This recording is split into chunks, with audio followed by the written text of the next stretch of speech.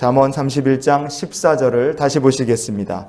상인의 배와 같아서 먼 데서 양식을 가져오며. 아멘. 말씀을 통해 우리에게 전해주시는 하나님의 마음이 무엇일까요? 우리를 위해서 일하시고 역사하시는 하나님에 대해서 우리가 오늘 이 성숙한 여인의 모습을 통해 나눴으면 좋겠습니다. 그래서 우리가 주목해보고 싶은 표현이 있다면 바로 오늘 본문에서 상인이라는 표현입니다.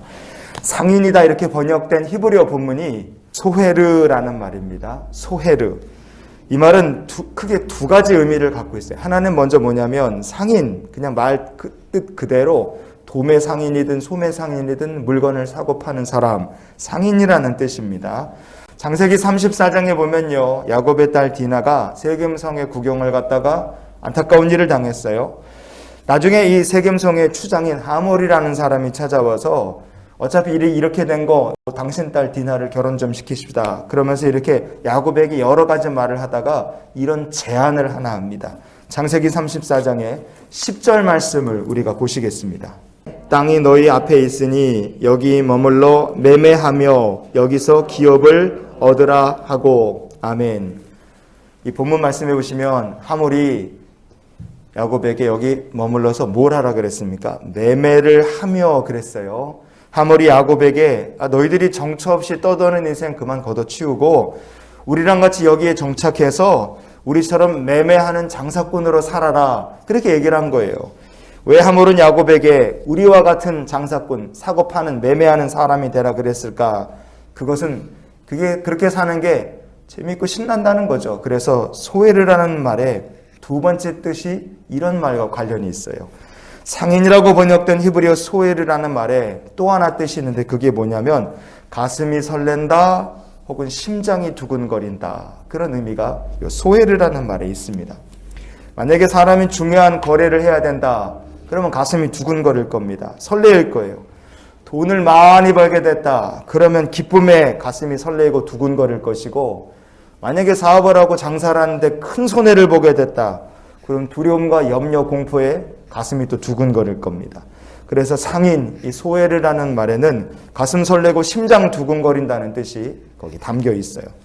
그리고 우리가 한번 이렇게 생각해 봤으면 좋겠어요. 오늘 본문은 현숙한 여인, 우리가 이 잠언의 마지막을 현숙한 여인에 대한 이야기로 보고 있지만 이런 여자를 만나라는 뜻이 아니라 우리가 현숙한 여인의 이야기를 현숙한 여인과 같은 하나님을 만나야 한다라고 생각해 보면, 이 현숙한 여인을 상인이라고 비유했잖아요. 그러면 하나님께서 만약에 상인이라 우리가 그렇게 생각해 보면, 상인이 물건을 사고 팔 때 주고받는 것이 있지 않겠습니까? 그러면 상인이라 하나님을 그렇게 생각하면 하나님 우리들로부터 뭘 받아가기를 원하실까요? 성경에 하나님께서 우리로부터 받아가기를 원하시는 것이 무엇인지 이렇게 말하는 곳이 있습니다. 시편 38편의 9절과 10절 말씀을 오늘 말씀의 결론으로 보시겠습니다. 주여, 나의 모든 소원이 주 앞에 있사오며 나의 탄식이 주 앞에 감추이지 아니하나이다. 내 심장이 뛰고 내 기력이 쇠하여 내 눈의 빛도 나를 떠났나이다. 아멘.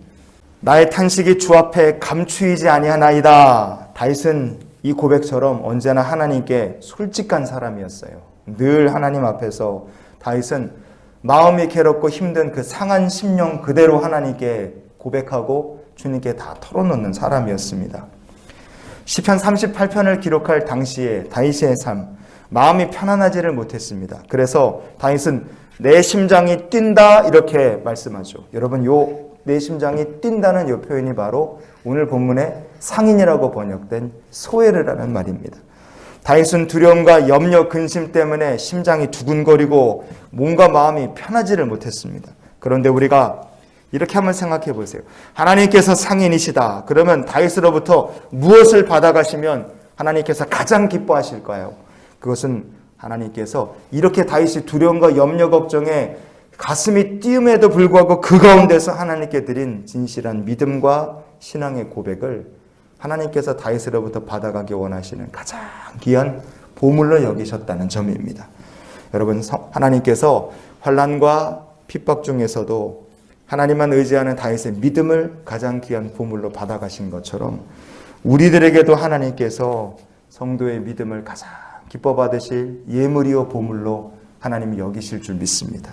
그래서 이런 기도가 그래서 우리의 오늘 한날의 삶에 기도가 됐으면 좋겠어요. 하나님, 환난과 핍박 중에서도 성도의 믿음을 언제나 지키게 하옵소서. 고난 중에서도 기도하는 하루가 되시고 환난과 핍박이 있다 할지라도 주님께 소망을 두며 눈물로 기도하고 하나님을 찾는 다윗과 같은 믿음의 성도들이 되시기를 주님의 이름으로 축원을 드립니다.